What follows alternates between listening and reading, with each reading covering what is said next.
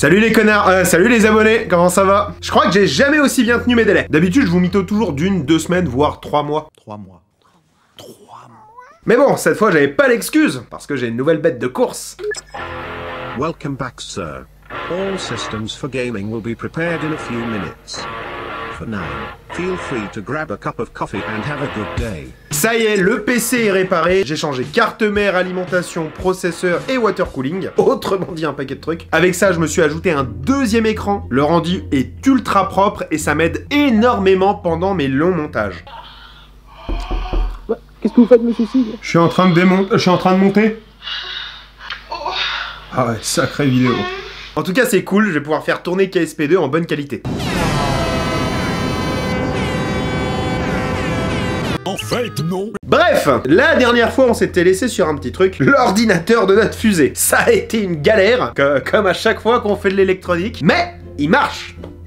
C'est l'essentiel. En gros, il est capable de mettre à feu 2 inflammateurs. Ces inflammateurs, ils peuvent nous servir à allumer le moteur et à éjecter le parachute. On pourrait s'en servir pour d'autres trucs, hein, mais c'est leur mission principale. Notre nouvelle mission maintenant, bah, ça va être d'éjecter le parachute et allumer le moteur au bon moment. Faut vraiment pas qu'on fasse n'importe quoi. Si par exemple, on s'amuse à ouvrir le parachute à la place d'allumer le moteur, ah bah je donne pas longue vie à notre fusée, vraiment. Bien sûr, si vous voulez voir à quoi ça ressemble, il y a des tas de vidéos sur YouTube de crash de fusée, donc pas mal d'exemples de ce que je viens de vous dire. Mais bon, avant de dire et faire n'importe quoi, ce serait bien qu'on se représente à quoi va ressembler un vol Jules Verne. Voilà, je vous en demande beaucoup, mais vous allez voir, c'est pas compliqué. Ok, comme vous le savez déjà, on a un canon, un Patator, qui est juste ici. D'ailleurs, maintenant, il a un prénom, il s'appelle Banger. Très original. Ok, du coup, la première étape, ça va être le décollage de la fusée. Autrement dit, on va charger le canon avec une bourre et la fusée. Bon, la bourre, ça permet de protéger la fusée de la chaleur de l'explosion, ça vous l'avez déjà vu. Et du coup, nous, on va se mettre à l'abri et commander la mise à feu de ce canon. Ça fait une grosse explosion et la fusée s'envole dans les airs. Ça, c'est l'étape 1. Juste après ça, il vient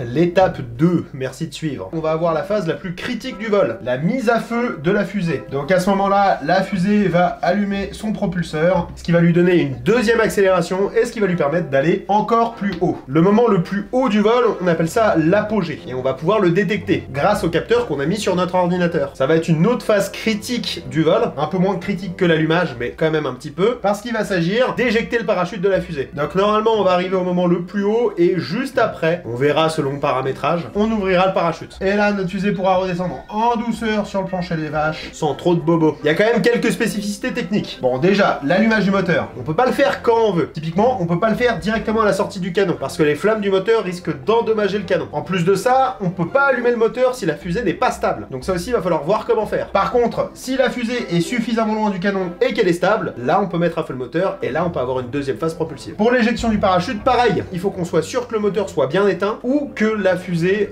ait bien fini son vol. Parce qu'il peut y avoir un cas où la fusée décolle, n'est pas stable, donc n'allumera pas son moteur. Par contre, faut quand même qu'elle ouvre son parachute. Ouais, gérer tous les cas, c'est super chiant. Mais nous, ce qui nous intéresse surtout aujourd'hui, c'est la détection de l'explosion du canon avec notre système. Du coup, on l'a dit et redit, pour détecter le décollage, faut détecter l'explosion du canon. Mais comment ça se traduit une explosion en informatique? Si on était dans la fusée au décollage, bah techniquement on serait mort, mais sinon, on se sentirait collé à notre siège, comme dans une voiture qui accélère. Du coup, c'est pas le bruit ou le flash lumineux de l'explosion qu'on va chercher à détecter, mais cette accélération. Et ce qui est bien, c'est que sur notre ordinateur, on a déjà un capteur qui va nous permettre de détecter ça. La centrale inertielle, dans notre cas, c'est un MPU 6050. Bon, ceux qui regardent mon travail depuis un petit moment savent ce que c'est, parce qu'on commence à en utiliser depuis pas mal de temps. Mais pour ceux qui voient pas ce que c'est, ce capteur nous permet de récupérer l'inclinaison de la fusée. Voilà, c'est tout ce qu'il y a à savoir. Grâce à lui, on a une inclinaison. Par contre, ce que je vous ai pas dit pendant toutes ces années, bah, c'est qu'il est aussi capable de nous donner l'accélération. L'accélération sous forme de G. Alors, un G, c'est une gravité.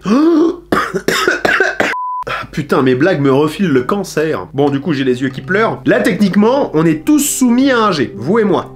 Félicitations, c'est la gravité. Quand vous accélérez, bah, vous encaissez plus de G. Par exemple, un pilote de chasse, il peut encaisser 6 G, voire 9 G dans certains cas. À ce moment-là, ça veut dire qu'il pèse 9 fois son poids. Donc si on veut être pilote de chasse, faut vraiment être dans une condition physique impeccable. Pas comme moi. Mais là où je veux en venir, bah, c'est que notre fusée, comme elle est propulsée par un canon, elle accélère très fort d'un coup. Ça veut dire que notre fusée, bah, elle encaisse beaucoup de G au décollage. Je sais pas pourquoi, mais ça sonne comme une métaphore sexuelle, mais c'est vrai, hein. Il se prend beaucoup de G. C'est le mec qui bouffe le cul d'une pute. Et l'avantage, c'est qu'avec notre capteur, eh ben, on devrait pas trop galérer à détecter ça. Alors pour tester si l'ordinateur arrive à bien détecter le choc, et surtout un choc violent, on va le frapper. Putain, et oui, j'ai envie de le frapper. En gros, je préfère éviter de mettre tout le système dans la fusée, prier pour que ça marche, et... Oh non, trop relou, ça a pas marché. Parce que là, on parle d'éjecter un parachute ou d'allumer un moteur, autrement dit, on n'a pas vraiment le droit à l'erreur. Du coup, si on peut faire des tests avant, c'est mieux. Pour tester tout ça, on va créer un impacteur, dans lequel on va pouvoir mettre notre système et un parachute avec une petite charge qui va éjecter le parachute. On va frapper le tout très fort avec une raquette de tennis lambda, et l'objectif, c'est de détecter cet impact, attendre 2 secondes, histoire de laisser à l'impacteur le temps de s'éloigner de nous et prendre un peu d'altitude, et là, il pourra mettre à feu sa charge, qui permettra à tout notre système de redescendre doucement sous son parachute sur le plancher des vaches. Du coup, j'ai modélisé une pièce en 3D qui va nous permettre de stocker tout ça. Et une fois assemblé, ça nous donnera l'impacteur.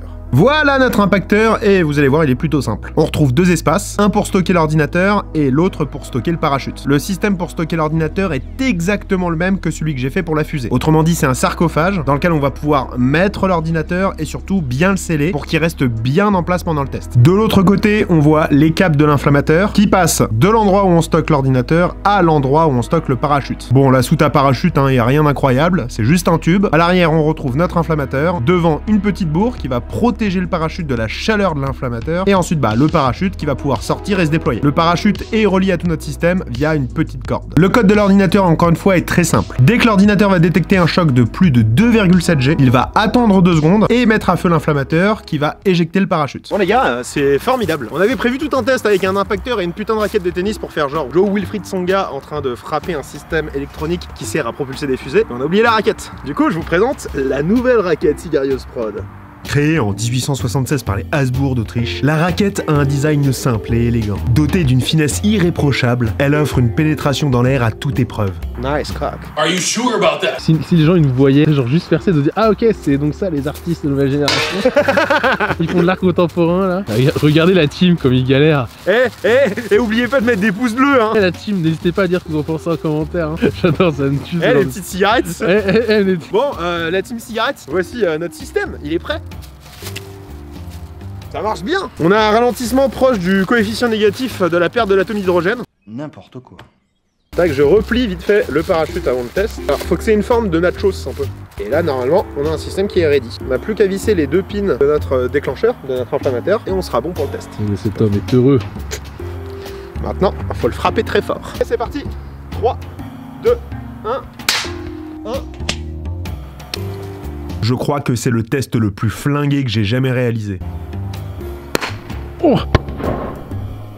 Bon malgré la galère de la raquette, ça a marché. Notre ordinateur a bien détecté le choc et a bien réussi à éjecter le parachute. Alors oui, je sais, le parachute s'est éjecté avant, mais ce qui compte c'est l'explosion. Si l'explosion a eu lieu, on sait que le parachute aurait été éjecté quoi qu'il arrive. Mais c'est vraiment le test le plus flingué que j'ai jamais fait, ouais. Du coup, ça signifie qu'on va pouvoir faire un test avec la fusée et le canon. Alors, il n'y aura pas de moteur, hein, mais ça sera en quelque sorte le premier vol Jules Verne. Bon, histoire de pas faire le jaloux, on va l'appeler Jules Verne 0. Voilà, comme ça, le premier vol, ça sera quand même avec un moteur. Mais avant tout ça, on aura juste un petit truc à faire. Vous verrez, on a détecté un petit problème. Va falloir le corriger. En tout cas, voilà. Cet épisode est fini et j'espère qu'il vous aura plu. Si vous avez des idées pour améliorer tout ça, tout notre système, n'hésitez pas, les commentaires sont là pour ça. Sachez que ici et sur TikTok, je lis toutes vos idées et je les prends toutes en compte. Hein. D'ailleurs, il y a eu pas mal de vos idées que j'ai récupérées dans le projet. Merci aussi d'être de plus en plus nombreux. Ça fait vraiment plaisir. Alors, c'est en partie dû au fait que je commence à publier des shorts. D'ailleurs, désolé, hein, je publie pas mal de shorts que la plupart d'entre vous ont déjà vu. Mais bon, ça amène plus de monde dans la communauté. Je pense que c'est important. Donc si vous croisez un de mes shorts,